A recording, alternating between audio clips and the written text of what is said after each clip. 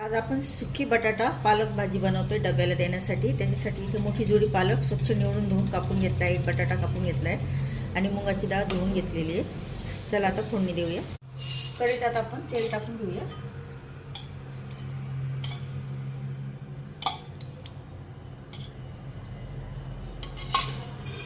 कढईत आपण तेल टाकून घेतलंय, आता जिरं टाकून घेऊया,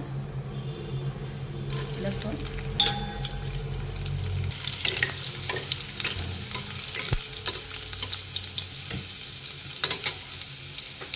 त्याच्यात बटाटा,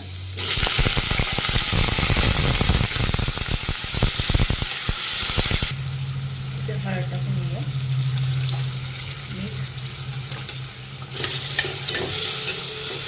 2 मिनिट आहे ना बटाटा ते जास्त होऊन द्यायचं आपल्याला। आता ही मुगाची डाळ धुवून घेतली, ही पण टाकून घेऊया।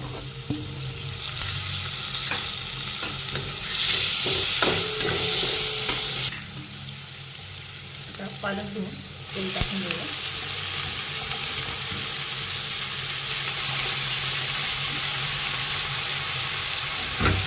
सध्या हिवाळा असल्यामुळे पालक खूप छान येते। पालक मिक्स करून घेऊया।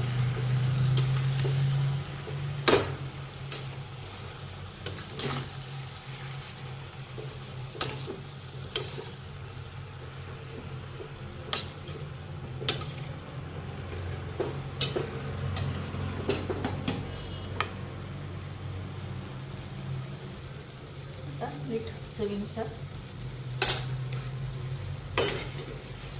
हिरव्या भाज्या आपण कोरड्या करतो ना, तर मीठ कमी टाकायचं, म्हणजे कसं शिजल्यावर ते कमी होतात आणि मग भाजी खारट होऊ शकते।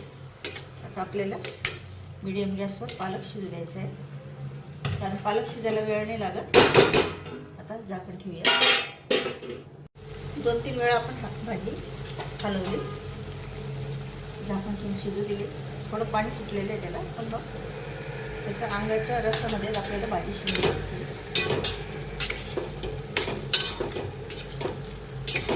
तुम्ही अशी लसूण भाजी खाऊ शकता, छान लागते पोळीवर भाकरीबरोबर। तर बघा माझ्या मैत्रिणींनो, आपली मस्तपैकी बटाटा पालक सुकी भाजी तयार झालेली। मुलांनी डब्याला देऊन बघा, तुमच्या मिस्टरांना देऊन बघा, सगळ्यांना आवडली घरात। चला आता गॅस बंद करूया, भाजी झालेली।